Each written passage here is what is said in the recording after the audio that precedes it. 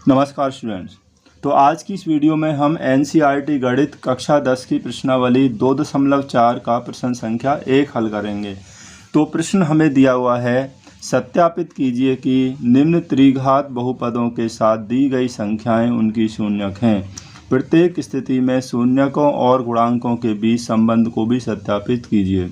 देखिए स्टूडेंट, यहाँ हमें त्रिघातीय बहुपद दिया हुआ है और ये जो संख्याएं दी हुई हैं ये इस बहुपद के क्या हैं, शून्यक हैं। यदि हम x का मान 1/2 इस बहुपद में रखते हैं या x का मान 1 रखते हैं या x का मान -2 रखते हैं, तो इन मानों को रखने पर यदि इस बहुपद का मान यानी कि इसकी वैल्यू शून्य हो जाती है, 0 हो जाती है, तो ये सिद्ध हो जाएगा कि ये दी हुई संख्याएं इस बहुपद के शून्यक हैं। तो आइए हम इसको रखते हैं, इनके मानों को। इस बहुपद को हमने एक नाम दे दिया px। तो माना px बराबर ये हमारा बहुपद हो गया। पहले x का मान जो हमें दिया ना 1/2, तो हम इसमें पहले 1/2 रखते हैं। तो जहाँ भी हमें x दिखाई दे वहाँ पर हमें 1/2 ही रख देना। यहाँ x है तो ये हो गया 1/2 की पावर 3 प्लस यहाँ पर भी 1/2 की पावर यहाँ 2 हो जाएगी, -5 गुणा 1/2 और +2। यानी कि हमें x का मान जहाँ पर भी x है वहाँ पर हमें 1/2 रख देना है। पहला वाला मान हमने रख दिया है। तो 2 गुणा इसको सॉल्व करेंगे, इतना हो गया 1/8 प्लस इसके 1/2 का वर्ग करेंगे 1/4 हो गया। यहाँ गुणा करेंगे तो होगा 5/2 और +2। 2 से हम इसको कैंसिल कर लेंगे, 4 बार हो जाएगा। तो अब हमारे पास ये हो गया 1/4 प्लस 1/4 -5/2 और +2। अब इसको एलसीएम लेकर आप प्लस कर दीजिए। देखिए एलसीएम कितना आएगा, इसका एलसीएम 4 आएगा। तो यहाँ 4 से 4 कैंसिल, यहाँ 1 हो गया, यहाँ पर भी 1 हो जाएगा, माइनस ये 2 से डिवाइड होगा 4 2 बार और 2 गुणा 5 कितना हो गया, 10 हो गया, प्लस 4 दूनी यहाँ पर हो गया 8। अब देखिए 8 और 1 9 और 1 10, तो ये प्लस वाले 10 हो गए और माइनस के भी 10 हैं। तो यहाँ हम लिख देंगे 10 - 10/4। अब 10 में से 10 हम माइनस करेंगे तो कितना बचेगा, तो यहाँ पर हमारे पास कुछ नहीं बचेगा, 0/4 बराबर क्या हो गया, 0। तो इसका जो पहला है 1/2 रखने पर इसका मान 0 हो गया, यानी कि ये तो इसका एक शून्यक है। अब हम दूसरा मान और चेक कर लेते हैं। तो दूसरा शून्यक हमें दिया है 1 दिया है। देखिए यहाँ पर 1 दिया हुआ है, तो वहाँ हम इस बहुपद में, ये जो हमारा बहुपद है, तो x बराबर 1 रखेंगे। जहाँ पर भी हमें x है वहाँ पर 1 रख लेंगे आप। तो हमने यहाँ पर x के स्थान पर 1 रख लिया है। अब इसे आप सॉल्व कर दीजिए। 1 की क्यूब 1 ही हो जाएगा, प्लस 1 का स्क्वायर 1 हो गया, -5 1 जा 5 और +2 इक्वल टू, तो 2 1 जा 2 प्लस 1 -5 +2। अब देखिए 2 और 1 3 और 2 5, तो प्लस वाले 5 हो गए और माइनस के भी 5 हैं। तो 5 - 5 कितना बच गया, ये हमारे पास आ गया 0। यानी कि दूसरा वाला जो मान है 1, ये भी इस बहुपद का एक शून्यक हो गया। अब हम तीसरा मान जो हमें दिया हुआ है -2, तो वो भी और रख लेते। तो स्टूडेंट्स, हमने जो तीसरा जो हमारा शून्यक -2 है, तो हमने इस बहुपद में x का मान -2 रख लिया। तो ये हमने यहाँ पर मान रख दिया है, आप ध्यान से रख दें इसे। अब इसे आप सॉल्व कर दीजिए। तो 2 की घात 3 का मतलब हो गया, ये माइनस में है तो -8 हो गया। ये पावर अगर आपकी ओड नंबर है, विषम संख्या है, तो ये माइनस में ही आएगा। अब यहाँ पावर इवन है, यानी कि एक सम संख्या है, तो 2 का स्क्वायर वैसे भी आप कितना होगा, प्लस के 2 हो जाएंगे, यानी कि 4 हो जाएंगे। 5 दूनी 10, माइनस माइनस यहाँ पर प्लस के 10 हो गए और +2। 8 गुणा 2 कितना हो गया, -16 हो गया, +4 + 10, 8 दूनी -16 हो गया, +4 + 10 और +2। तो देखिए ये -16 हैं और यहाँ के 10 और 4 14 और 2, ये भी आपके प्लस के 16 ही हो गया। प्लस और माइनस ये कैंसिल हो गया आपस में, तो यहाँ कितना बचा, 0 बच गया। तो अब हमने जो देखा है कि हमने देखिए स्टूडेंट, पहला जो हमने मान रखा था इसका मान भी सॉल्व करने पे 0 हो गया। अब दूसरा मान ये भी आपका 0 हो गया, और जो तीसरा मान हमने रखा था -2, इसको रखने पे भी 0 हो गया। अतः सिद्ध होता है कि दी हुई संख्याएं इस बहुपद के क्या हैं, शून्यक हैं। तो अब इसके बाद हमें अब क्या सिद्ध करना है, इसके बाद हमें सिद्ध करना है क्वेश्चन में जो हमें दिया हुआ है।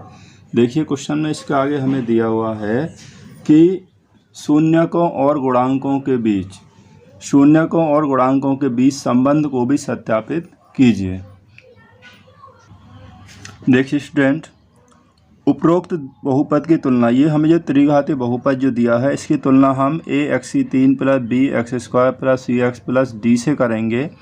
तो यहाँ करने पर हमें a हमारा क्या है, x3 का जो गुणांक है यहाँ कितना है, 2 दिया है, तो a 2 हो जाएगा।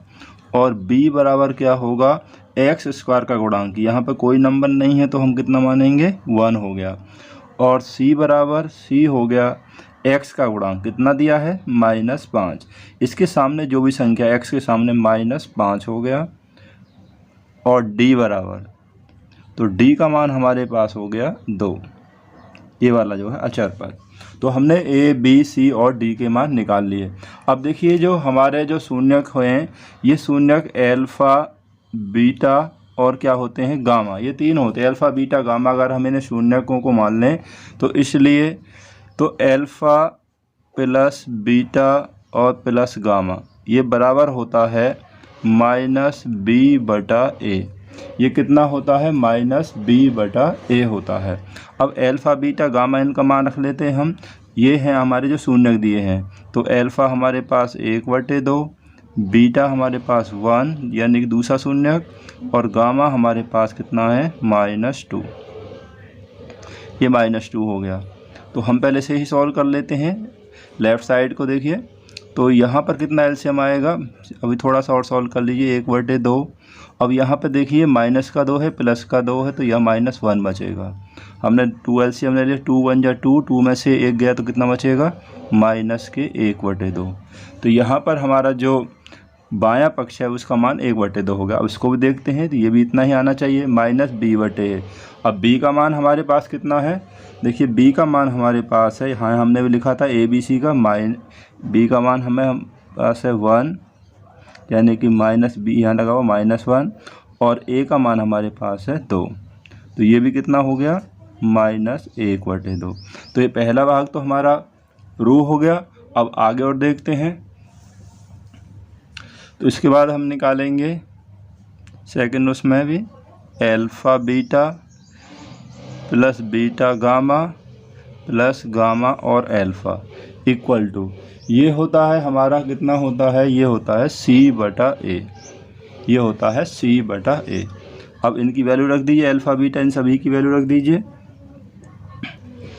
तो देखिए स्टूडेंट, यहाँ हमने अल्फ़ा बीटा, बीटा गामा और गामा अल्फ़ा इन सभी का मान हमने यहाँ पर रख दिया। इसको हम सॉल्व कर लेते हैं, 1 में करेंगे मल्टीप्लाई तो ये हो गया 1/2 हो गया।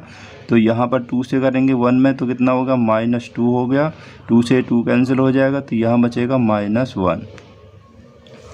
तो इक्वल टू, इसे और सॉल्व कर लेंगे। तो देखिए 1/2, ये 2 और 1 कितना हो गया, -3 हो गए। अब आप इसको सॉल्व कर दी, कितना हो जाएगा ये, देखिए 2 × 3 = 6, 6 में से 1 घटाएंगे तो बचेगा कितना, -5, 5/2।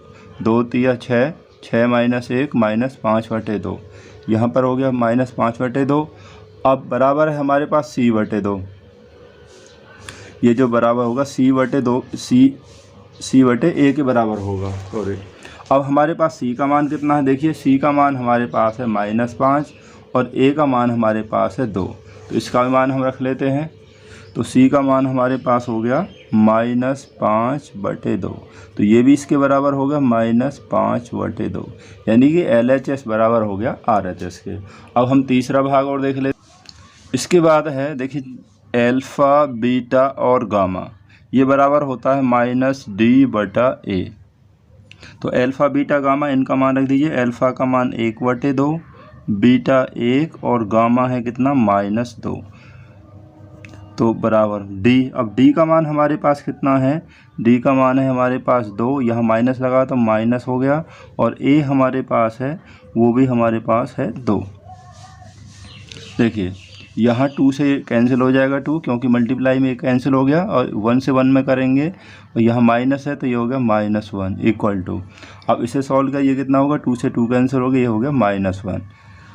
अब इसका LHS बराबर हो गया RHS।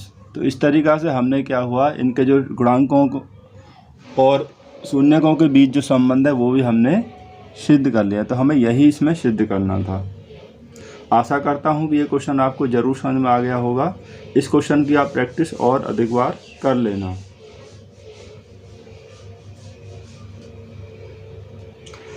Thanks for watching this video.